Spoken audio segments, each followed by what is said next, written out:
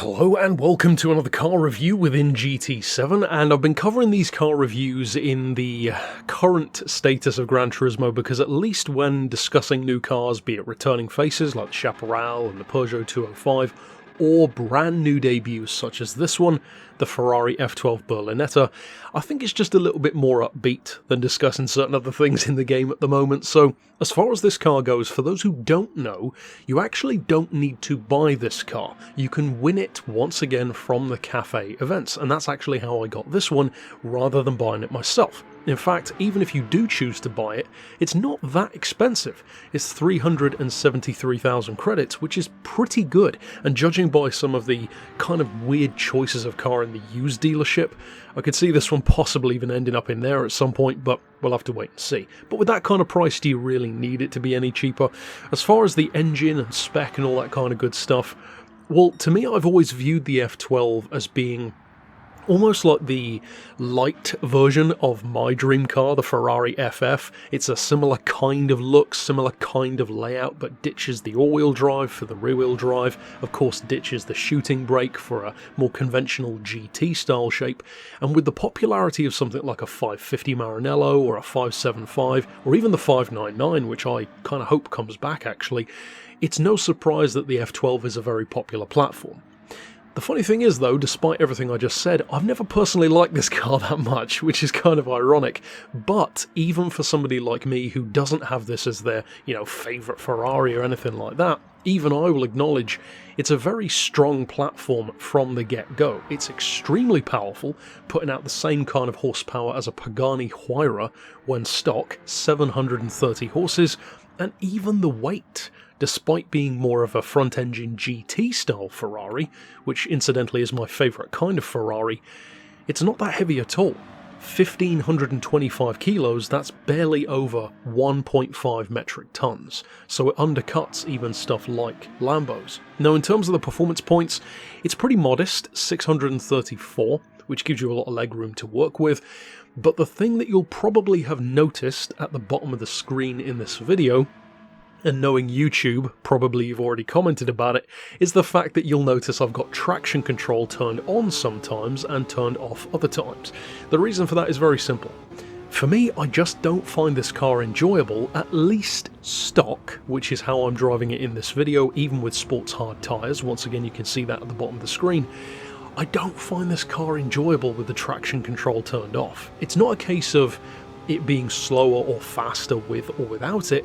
I just don't find it a pleasant experience. It's one of those cars that just insists on bouncing off of the rev limiter all the time, even when you try and really finesse the throttle. Now this is one occasion, and any who know me know how big of a statement this is for me to admit, I think this is one of those times where playing the game with a wheel and pedals is probably a better experience, because even driving this car in cockpit cam instead of chase cam, as I usually like to, immediately makes it feel different.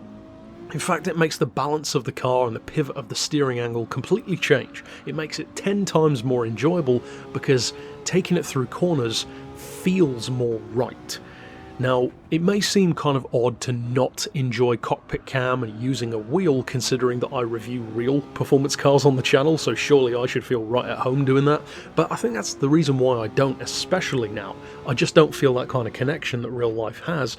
It's not even close for me personally, but in the case of this one, it actually does feel better in cockpit mode, and I would imagine, in particular, not so much using the steering wheel but more the throttle control that setup gives you, that I think this car would become that much better. Because even with a great controller, if you are using, as I do for example, R2 and L2 as your pedals, you've only got a certain amount of finesse, and at a certain point it kind of just feels like a switch, on or off. That doesn't work with this kind of car. As soon as you turn the traction control off, it bounces off that red line, spins up its wheels. However, with tuning, it is a force to be reckoned with. It's already super powerful, as I said, you can make it far more powerful very easily, and the top speed is in excess of 250 miles an hour. And that's of course without slipstream and without NOS, so slow it definitely is not. That is a welcome change for Ferrari, because in the older GT games, Ferraris were never really, with only one or two exceptions here and there, straight line cars. The problem with that is a lot of tracks can easily be dominated just with straight line power, especially if you're racing against the AI.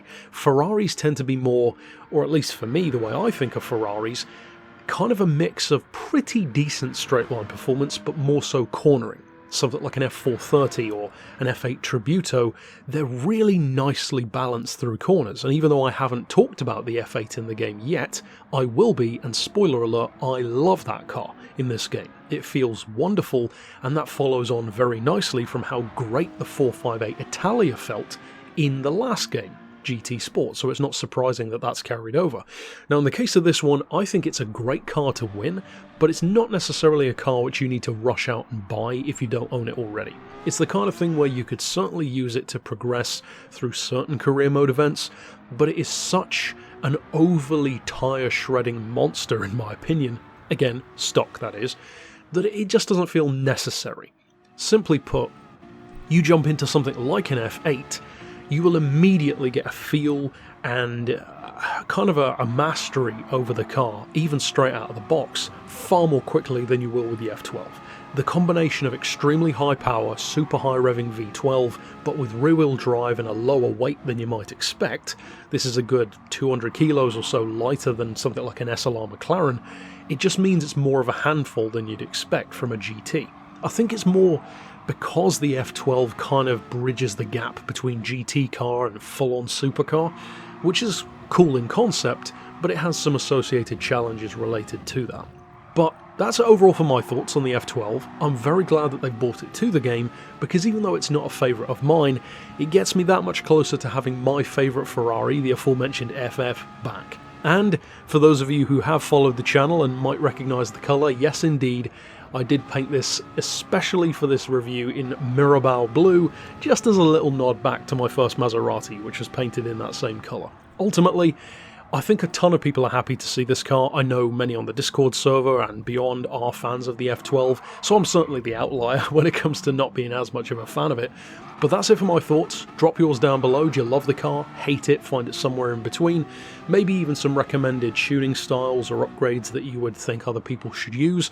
And of course, stick around on the channel for more reviews in future. But for now, as always, thanks for watching.